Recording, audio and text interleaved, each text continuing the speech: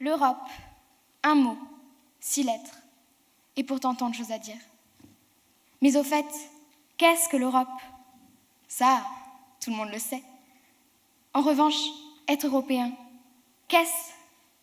Être un habitant de l'Europe, d'accord.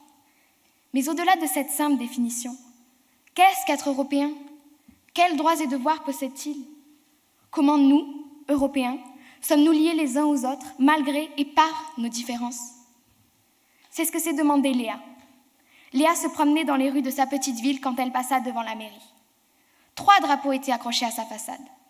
Le premier, elle le connaissait bien. C'était celui de son pays. Bleu, blanc et rouge, la simplicité française. Le second, elle le connaissait aussi.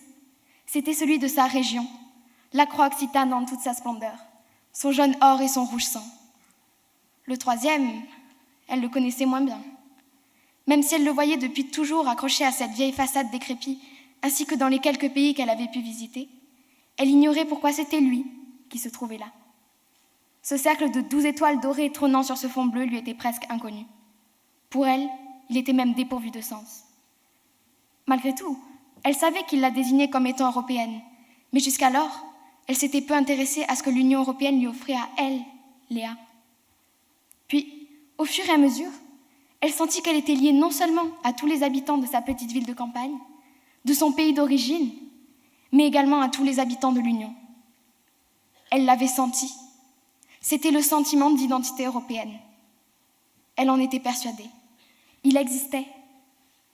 Comme le disait Zola le 21 août 1849, cette pensée religieuse, la paix universelle, toutes les nations liées entre elles d'un lien commun, l'évangile pour loi suprême, la méditation substituée à la guerre. Cette idée sainte est-elle une idée réalisable? Moi, je réponds avec vous. Je réponds sans hésiter. Je réponds oui. Aujourd'hui, c'est moi qui vous dis oui. L'Allemagne, la Pologne, l'Estonie, l'Irlande, les Pays-Bas, la France.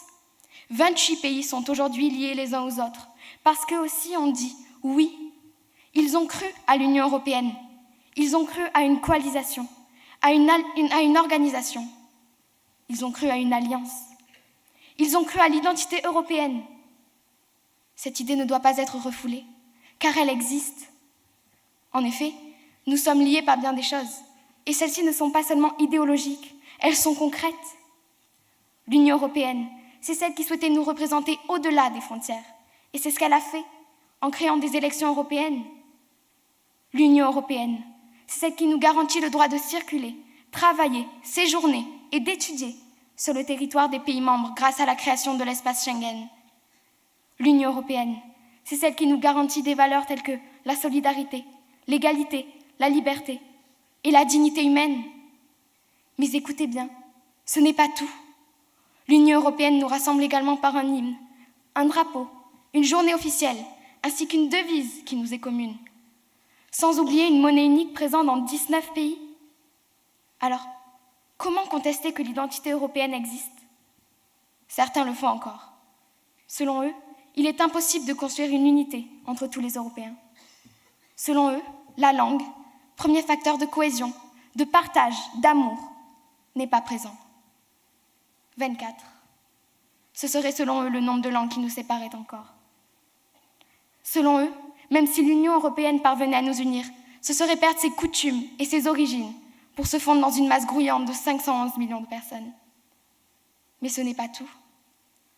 L'Union européenne considère que nos valeurs sont elles aussi trop différentes et incomparables. Selon eux, les principes mêmes de l'Union ne sont pas respectés. L'Angleterre qui s'apprête à la quitter en est l'exemple. Selon eux, l'identité unique européenne est impossible à trouver. Je leur répondrai alors, est-il réellement nécessaire d'atteindre l'indivisible? Je leur répondrai que nous sommes unis par nos différences, celles qui font la richesse de notre union. Je leur rappellerai que cette richesse est indéfinissable et qu'elle a pour seule limite les mentalités, pour seule menace la fermeture d'esprit. Alors, pourquoi craindre que nos particularités nous soient arrachées, puisque l'union elle-même est basée sur un principe de respect et de partage? Unis dans la diversité, c'est notre devise. Alors, pourquoi bafouer l'identité européenne? Laissons une chance à une grande alliance, Je vous le demande, croyons en l'identité européenne. Je, tu, il, elles ou on, nous, vous et ils, seront alors réunis sous un seul et même drapeau. Et en ce jour alors, Union européenne rimera avec famille. L'Europe sera à la hauteur de nos espérances. Merci.